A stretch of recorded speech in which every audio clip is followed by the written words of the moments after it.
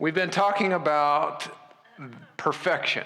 Angelica hit the nail on the head. And we've talked about different forms of that. Today we're talking about the perfect parent. Every time that we apply perfect to something, now when we talk about it in general, as just a concept, that's fun. The first sermon of the series was just fun because it doesn't apply to anything. I don't have to do it yet.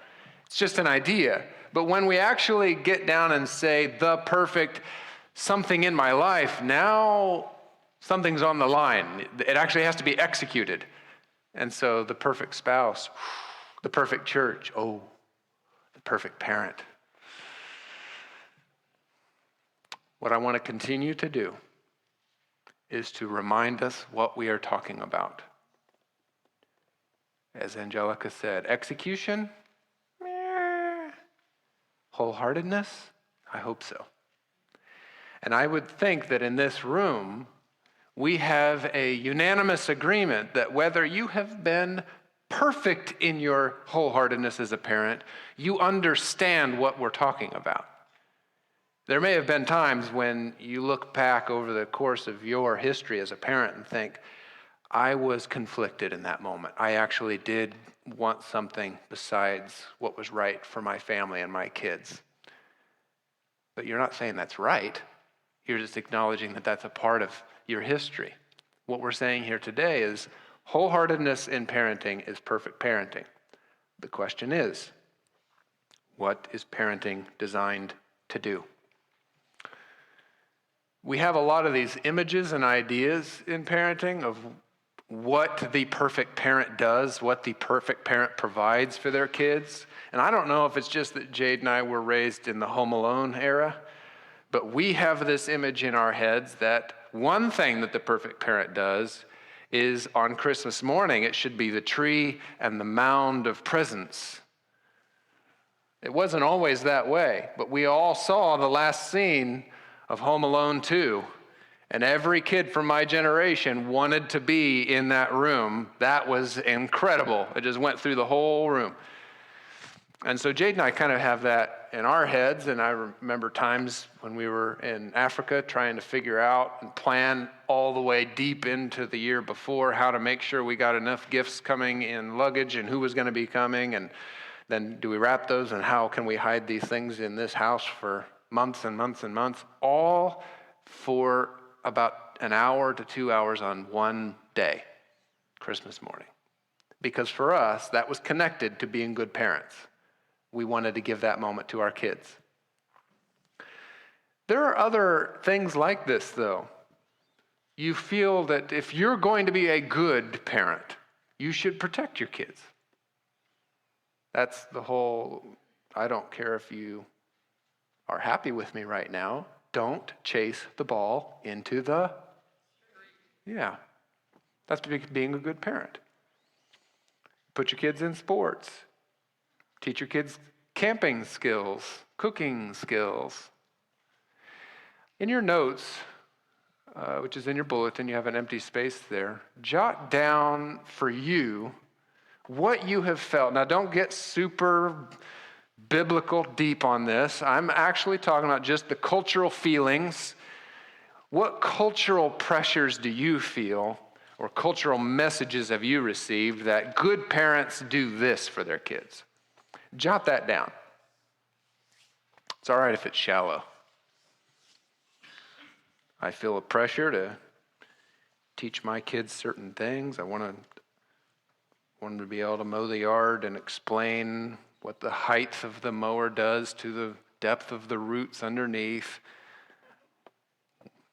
how to use a weed whip. I feel all these different kinds of pressures, and maybe that's good parenting. Something is perfect when it wholeheartedly wants to do what it is designed to do. In Matthew 22, Mark 12, and Luke 10, Jesus quotes from the Shema. Anybody ever heard the word Shema? Shema means hear.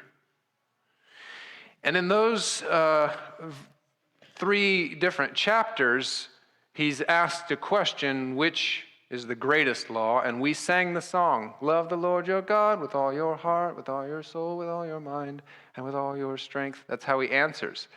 He is quoting from Deuteronomy 6, which is the Shema, which is mostly about parenting. We're going to come back to it later. I'm going to giving you an overview of some of the texts that we're going to be looking at. Deuteronomy 6 is in there. In Psalm 139, we get a description of the most vulnerable state of parenting, which is God's weaving together, as we just talked about, of the infant in the womb. And in Matthew 19, 18, 19, and 21, actually, Jesus refers to the children, and in one case saying, against the disciples who are rebuking them for bothering him, let the children come to me. We're going to arrange our statement, though. Something is perfect when it wholeheartedly wants to do what it's designed to do, around Ephesians 6, which says to parents, parenting is designed. This is the statement that I'm going to come up with, which is mostly scripture. I'm just going to rephrase the beginning to make it work for us. Parenting is designed to bring up children in the training and instruction of the Lord. And the last phrase there, I said parenting is designed to, now that's the end of Nathan's words. The scriptural words are bring up children in the instruction, training and instruction of the Lord. How do we do that? I'm going to use those three scripture references that I brought up to give us 3 pointers. And I want to just highlight that I'm giving you 3 things here. It's because a 3-point sermon is real easy for you to remember. And I did 3 last week, and I often do 3. And sometimes the 3 or the points that I give you are comprehensive, meaning that I'm to my best of my ability giving you the whole picture. Other times I'm just giving you a few pointers, and I'm just saying it's over there. And in this case, I'm not giving you the comprehensive. This is everything I can think of that parenting is designed to do. I've found 3 texts that I think circle this concept very well. There are other points which, if we had a week of this sermon and we were meeting Monday night, Tuesday night, I could just keep going because there are a lot of things that parenting can do. In this case, I've just picked these 3. The first thing, which is worth writing down in your notes, God created my child. Turn with me to Psalm 139. I'm going to give you each of these. These are statements that you should be able, as a perfect parent, to say them about your child. Envision that child in your head. If you are in this room and you are a 99-year-old person, but you've had children, think about those children. If you are in this room and you haven't had children yet, but you would like to, think about those children. If you're in this room and you haven't had children and you don't plan to or don't think you will, you have had impact on the children around you. We're going to get down that road very clearly. Think about those children. You will say of them, God created this child. God created my child. Psalm 139, beginning in verse 13. For you created my inmost being. You knit me together in my mother's womb. I praise you because I am fearfully and wonderfully made. Your works are wonderful. I know that full well. My frame was not hidden from you when I was made in the secret place, when I was woven together in the depths of the earth. Your eyes saw my unformed body. Wow. All the days ordained for me were written in your book before one of them came to be. The perfect parent stewards God's design of the child. Very carefully worded sentence there. We have seen here incredible words like inmost being, in the mother's womb, woven together in the depths of the earth, unformed body, before one of the days were even lived out. He was a parent before you were a parent. He created that child, and he used your physical body to bring a physical body to that child, which he has loved since creation. He had an idea for that child. He had a plan for that child. He ordained the moments of that child's life, the gifting of that child. And then, in the moment of birth, asked you to steward his idea. He created the child. I was writing this and I went back to the moment that my first child was born. They're all with grandparents right now. I'm going to talk about them a lot. When Maddox was born, and I felt, as a lot of first-time fathers felt, how do I hold this? How do I not break this? More warmly, who is this? Parents, do you know what I'm talking about? When that baby is born and you look and there's nothing there yet, but everything is there. And you look and you just say, who are you? God knows who that baby is. We don't. This is the center of the discover my true self dilemma. In the church, when we talk about discovering who we are, what we mean is that God designed every part of this person. And it should be clear that we live in this country in a post-Christian culture. I know that we like to call it a Christian nation.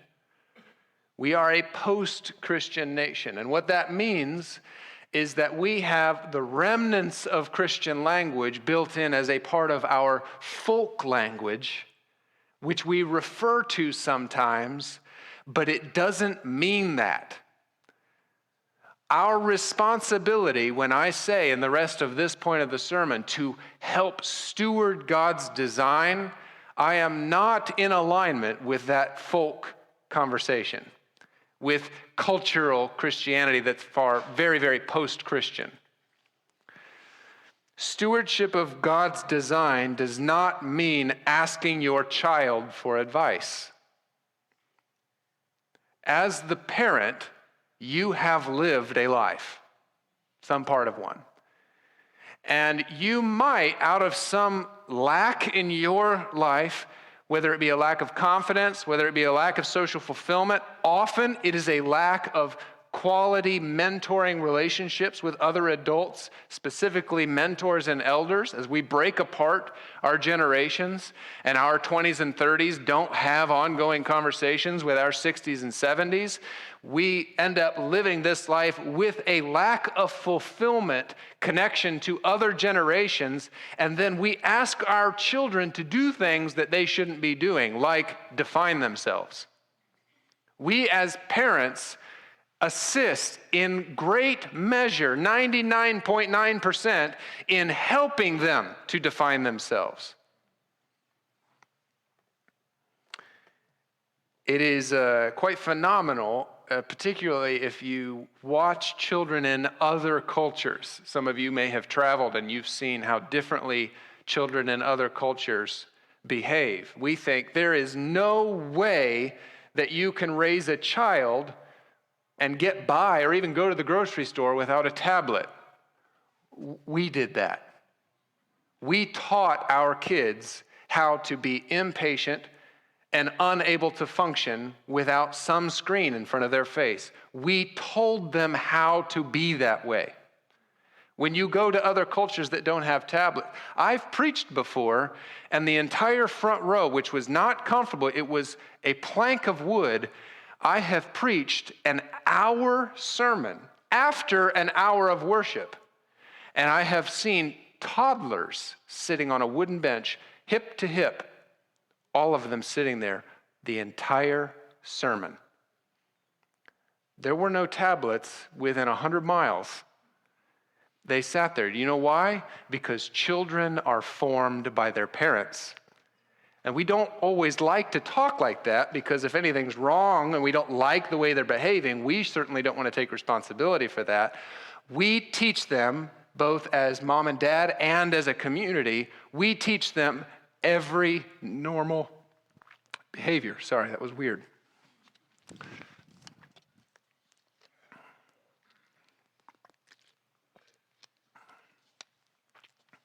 Stewardship of God's design for your child is built on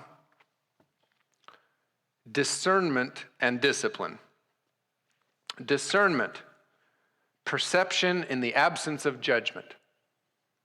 Discernment is perception in the absence of judgment. It means there is not a clear definition that just comes out and judges this is what it is, but you discern that. It's like a kind of spiritual sifting.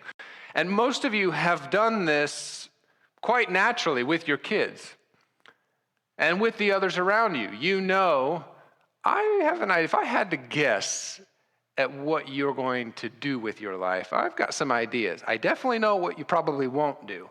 And sometimes those kids surprise us.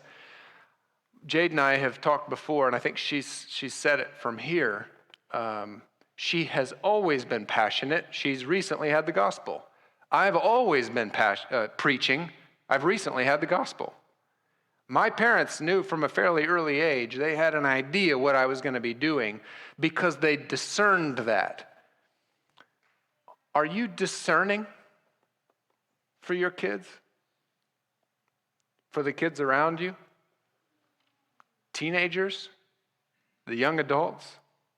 This means, are you looking closely enough and carefully examining their strengths and weaknesses, not for what you want them to do, not for what you think will make a lot of money, not for them to do what you wish you could have always done, but to discern in them how God made them. He created them specifically in the way that they were created. Have you tried to discern that? To do this, we ask, what unique characteristics did God place in this person? Parents help children discover and mature God's design of them. So we discern that in them, but if you only discerning is just seeing and having an idea. I have an idea as an adult who's lived in this world for a little while, and you as a not fully developed person, I can discern in you some concept of how you would best fulfill God's design of you. If all we do is that, we haven't acted on it yet. The action towards our discernment is discipline. And I don't mean discipline in, do we want to talk about who spanks and who doesn't? I'm not talking about that, although that is a part of this. I'm talking about discipline as the way that we act out and train our children actively. What life do they live? How do we respond to our discernment of God's creation of them? We ask, how can I influence and shape the healthy growth of this person specifically? Parents structure the life of a child to best facilitate discerned design. If this is the case in your home, then the words, "that's not fair," should be common. Sometimes as parents, we hear "that's not fair" as an assault against our good parenting. Parents, if your kids accuse you of being unfair, you're being a good parent because your kids are all different. Don't be fair. Be specific. God didn't design your children all the same way, so don't parent them all the same way. Discern them specifically. Ask God, who did you make this person to be? And then discipline their life in a way that best brings that into health and maturity, even if brother or sister is living quite a different life in the same household. Jade and I were just accused of this in the last week, and I said, thank you. Of course you're being treated differently. You're nothing like the other three in my house. It's not fair because that's how we love you. If it was fair and even, you are not loving that child specifically as who they are. Know your children. Discern God's created design for them so well that it's unfair how specific your parenting is to them. But let them know that. It doesn't need to be a secret. When they say, that's not fair, of course it's not. You are you. I'm not parenting a flock of sheep who are all the same and just need to be waited to be shorn. I am parenting you, and I love you so much. I have discerned at 2 who you might be at 20. And even though this is just a little moment when you did the tiny thing that you shouldn't have done, I am parenting you for 20 and for 40 and for 60. That's how much I love you. Of course it's not fair. God created my child in Psalm 139. As we saw in Matthew, if you want to flip to Matthew, we're going to look at 18, 19, and 21. God created my child. Number 2, God invites my child. Look at 18. Matthew 18. At that time, the disciples came to Jesus and asked, who then is the greatest in the kingdom of heaven? One of the things I want you to see as I flip to 3 nearly consecutive, these all happen very closely together, interactions where Jesus had both adult people and children people together. Look at how the adults behave and how Jesus refers to the children. Here the adults having a wonderful adult conversation. Who's the greatest? So he answered them by calling a child. Verse 2, he called a little child to him. He called a little child to him and placed the child among them. And he said, truly I tell you, unless you change and become like little children, you will never enter the kingdom of heaven. Therefore, whoever takes the lowly position of this child is the greatest in the kingdom of heaven, and whoever welcomes one such child in my name welcomes me. Move forward to 19, verse 13. This is more commonly known. Chapter 19, verse 13. Then people brought little children to Jesus for him to place hands on them and pray for them. But the disciples, that's us. This isn't the Jews that are the like super religious elite who are removed and don't understand. These are the disciples who he's been training. They didn't understand, so they rebuked the kids for getting close to Jesus. And so Jesus said, let the little children come to me, and do not hinder them, for the kingdom of heaven belongs to such as these. When he had placed hands on them, he went on from there. Moving forward to chapter 21, this is right after, we're looking around verse 13. He has flipped over, they're selling stuff in the temple, they're abusing the system where people are getting their sacrifices, they're abusing that, and he's upset because it's making an absolute mockery, it's offensive to the system that God has put in place, and he starts flipping over the tables. Right after that it says, the blind and lame came to him at the temple, and he healed them. But when the chief priests and teachers of the law saw the wonderful things he did, and the children shouting in the temple courts, Hosanna to the Son of David, They were indignant. These are the leaders of the church, indignant because the children are celebrating who Jesus is. And they said to Jesus, "Do you hear what these children are saying?" They asked him. "Yes," Jesus replied. "Have you never read?" And then he recites from Psalm 8. "From the lips of children and infants, you, Lord, have called forth your praise." The perfect parent encourages willful discovery, curiosity, and pursuit of Jesus. Let me say it again. The perfect parent encourages willful discovery, curiosity, and pursuit of Jesus. Some of us were raised in a just do it kind of Christian household. Doesn't matter why. Why are you asking questions? This is what we do. This is what we do in our house. Just do it. This is the Christian way. We are a Christian family. Just do it. And if that's how we were raised, we probably grew up and at some point said, that may be how we do it, but now it's how you do it. It ain't how I do it. If you were raised in or have that perception of Christianity, that the Christian home is a place where the parents model so strictly and rigidly the behaviors of Christian people, and the children just sit there and mind your manners and do what we do. Just do it. I do not have high hopes for the future faith of your children. You must answer why.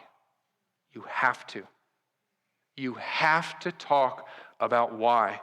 Every child and adult, actually, needs to know the why behind our religious faith.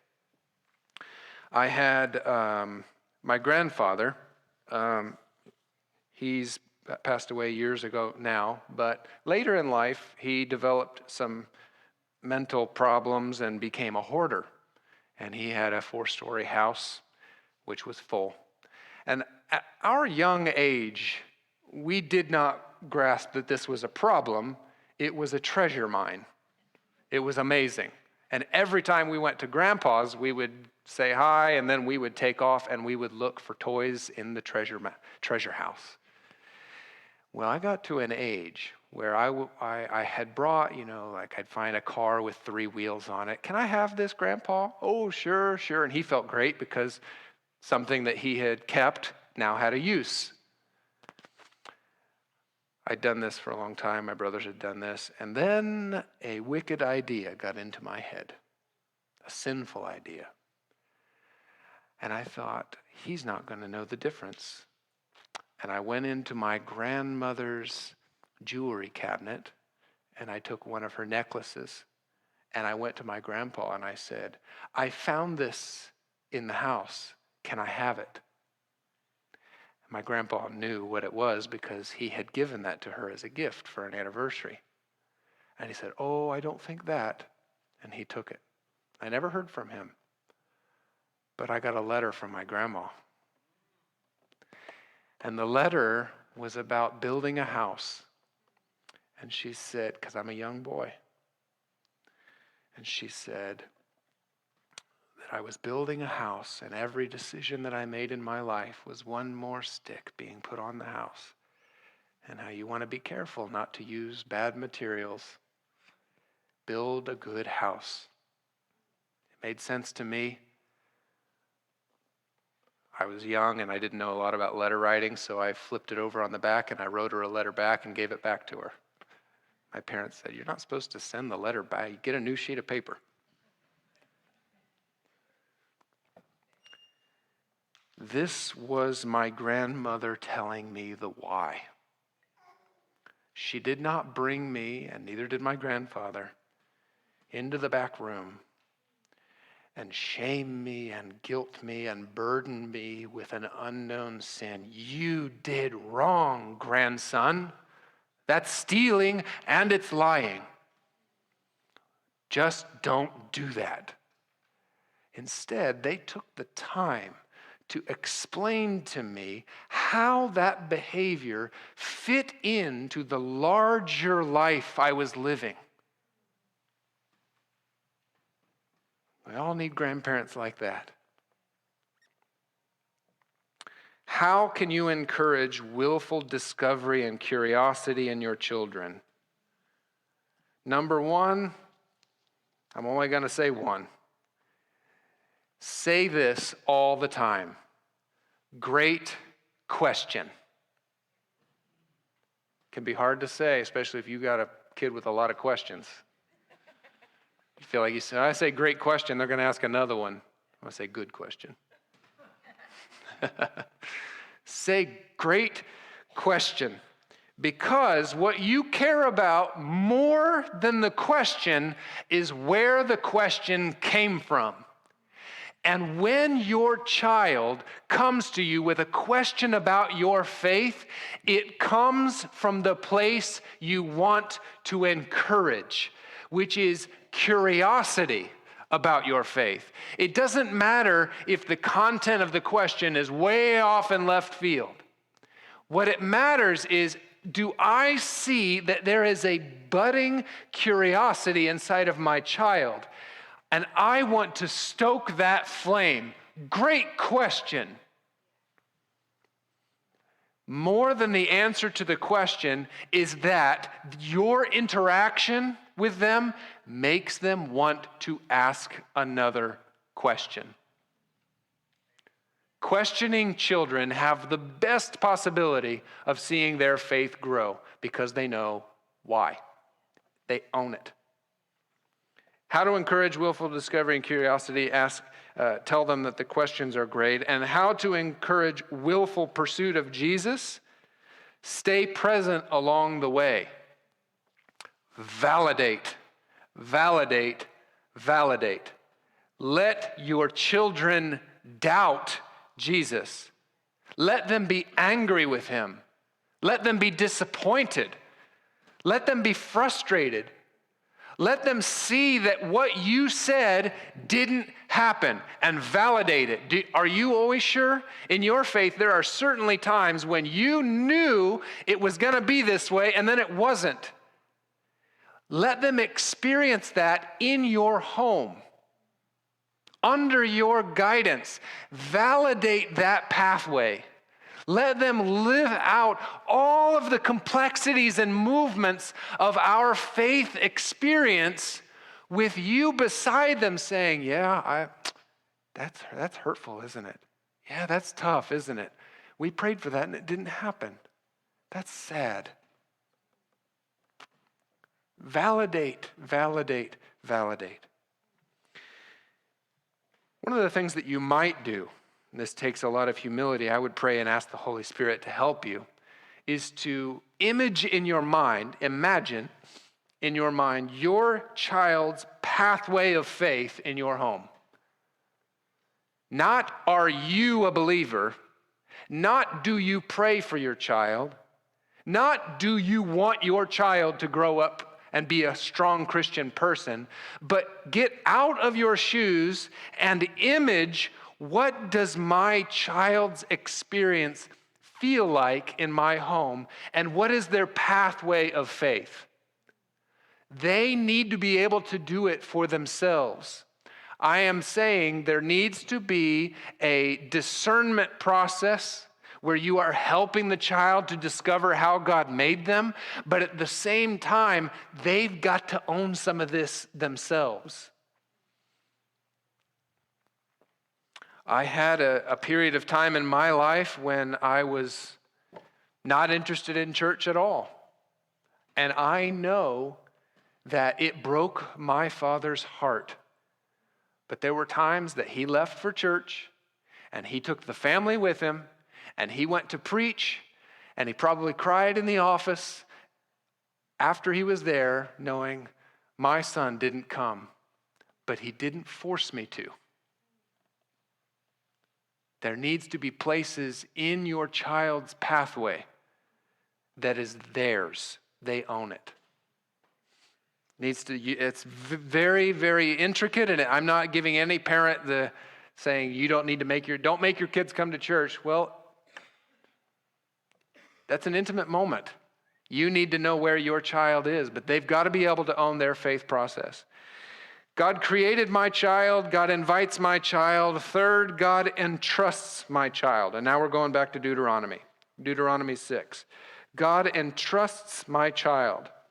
The perfect parent impresses on the child a life lived in the love of God. The perfect parent impresses on the child a life lived in the love of God. We're in Deuteronomy 6. Now, when Jesus is answering in Matthew, Mark, and Luke, he is quoting from Deuteronomy 6:5. Let me go backwards to the Shema, which comes from the first word of verse 4. Hear, O Israel, the Lord our God, the Lord is one. Love the Lord your God with all your heart and with all your strength, soul, and with all your strength. Verse 6. These commandments that I give to you today are to be on your hearts. The rest of this is parenting. Verse 7. Impress them on your children. Talk about them when you sit at home and when you walk along the road, when you lie down and when you get up. Verse 7, talk about faithful living everywhere at all times. This world is a classroom. Keep the conversation going. Balance sheltering and shouldering. Balance sheltering and shouldering. Depending on the age of your child, they do need sheltering. You can't ask a 5-year-old to do what is normal for a 15-year-old. There's got to be some level of sheltering. But you also need to, in every stage, practice shouldering, which means there are some things I'm going to allow you to experience. I'm not going to shelter you from this at an appropriate age level or maturity level, but I am going to shoulder it with you. So it could sting you, but I'm going to make sure it doesn't sting you too much. I'm going to shoulder it with you. Those moments when in your shelter, your child succeeds or fails, is victorious or is injured and hurt, but they do it with you shouldering, powerful moment of parenting right there. In that moment, that is a key moment in the classroom of the world.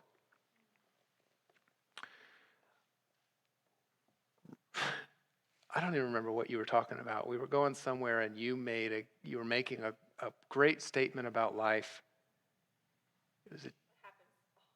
It happens all the time. Wow, such humility.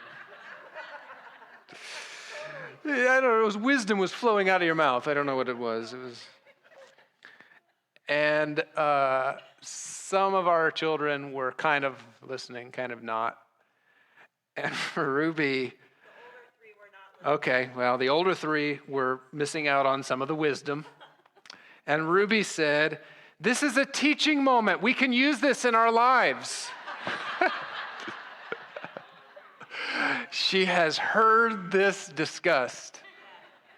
If your kids roll their eyes and say, "Here's another teaching moment," great job.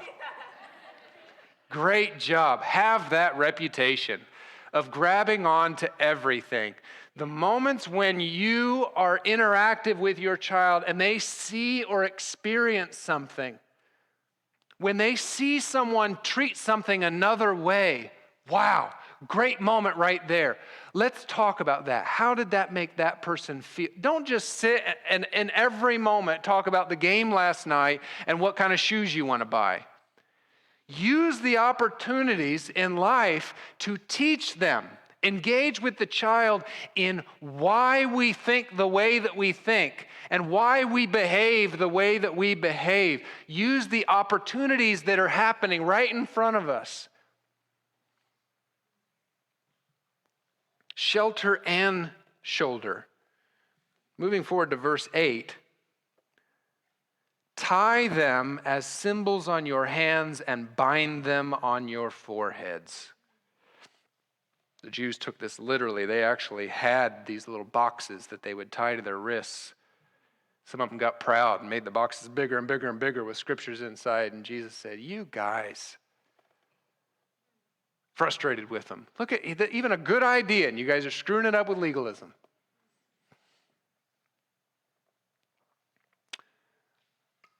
Actions and attitudes, that's what it actually means. Tie it on your hands, that's what you do. Those are your actions. Put it on your forehead, that's your attitude. Life is full of actions and attitudes. That means we don't speak parenting, we live it. And this is tough because a lot of us have lived a life that we want something better for our kids. And so we hold them to a higher standard and we say something different. Some of us have even gotten to a place where we say to our kids, I don't want you to make the same mistakes that I've made. If you're still making the mistakes, even though you're saying don't do it, 93% of our communication comes from places other than the words we have chosen.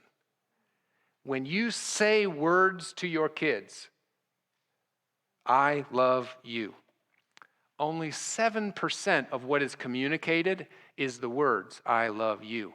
93% is how you were sitting and how it came out in tone and where you were and how loud you were and what your face looked like. That's 93%.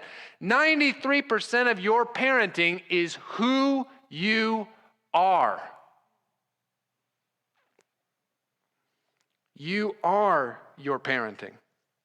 I was watching an NBA game and they were talking about a player who's had a dramatic shift in the way he used to get technicals all the time.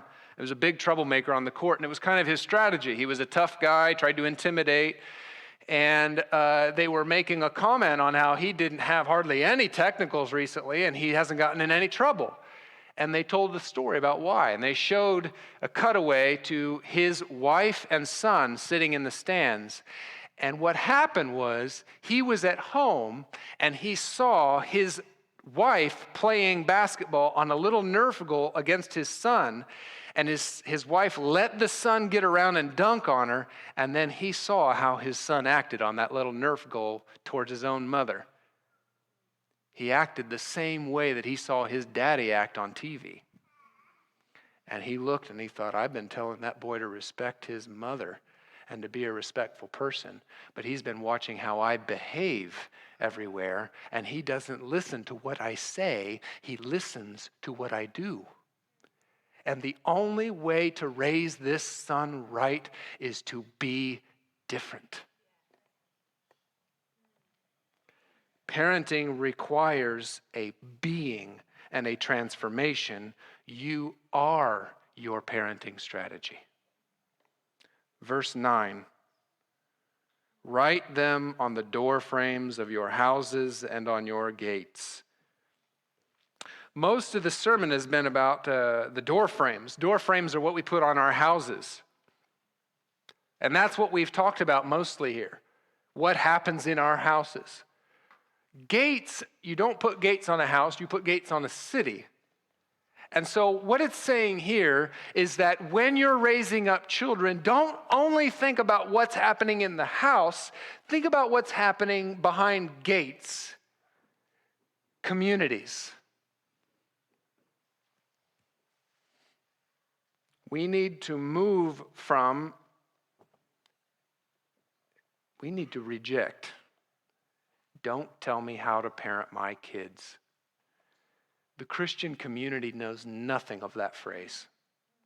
We've never heard of such an appalling statement. Don't tell me how to parent my kids. We need to move from don't tell me how to parent my kids to please help me parent my kids. And then even better, we are all parents of all our kids.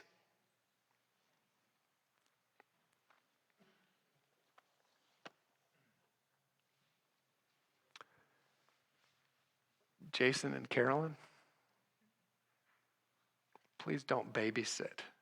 Thank you for not babysitting. Jason, I want you to be a father to my daughter Ruby. And Carolyn, I want you to be her mother. She loves you, she admires you, and I trust you. And you have things to put into Ruby that I don't have with my wife. Josh, my son Ezra comes over and it's to watch a Marvel movie. But can you be his father? Can you develop his character? Can you see things that maybe they come naturally to you because they're a part of the way God designed you and they're not the way I was designed? But can you help me to raise Ezra? Kathy?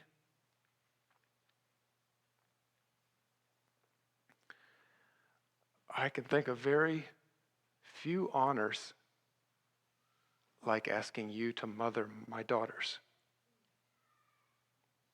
When you take them to the mall to get their ears pierced, can you not just take them to the mall, but can you mother them and instill into them the qualities and characteristics that God has given you in your life that He hasn't given to us in our lives?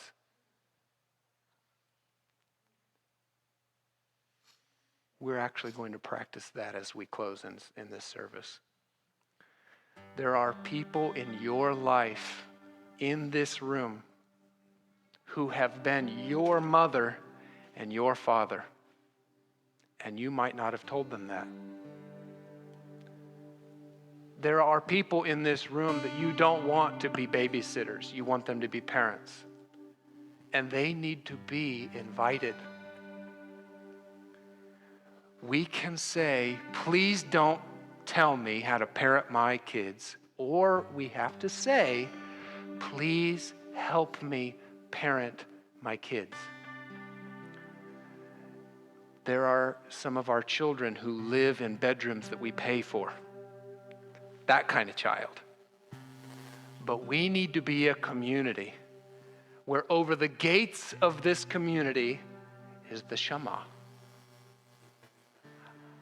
The Lord our God, the Lord is one. He has called us to parent our children. And so the way that we're going to close this morning is two. Number one, if there is someone in this room that has been your mother or your father, allow God the Holy Spirit to humble your heart with deep generosity and intention, and go to that person and say, you have been a father to me. You have been a mother to me. If you are parenting alone and all you've been doing is thinking babysitting, but you realize there's more depth to the community here, go to those. It doesn't matter what ages are. Go to those people and say, I would like to invite you to please help me parent my children. This kind of intimacy in a community requires vulnerability. The benefit, the wealth on the other side, if we can just say, we are the kind of community that is so engaged in what God has designed for communities, we're willing to be awkward about it. Face that awkward. We all know in our minds it's the right thing. And often when we have these kinds of interactions, I get an email or two or a statement later with, I wish I would have statements. Now's the time. Don't wish you would have. Invest into someone's life with a eulogizing statement now. You have been a mother to me. Thank you. Tell them when they mothered you. You have been a father to me. Thank you for the way that you have invested in my life in that way. Thank you. Will you mother my child in this way. I trust you. Here are the qualities I see in you as a great mother or father that are different and special and unique for my children that God has given me. Face the awkward and do something so right to say it out loud to someone's face. Let's take some time and do that now as we move into a time of closing worship.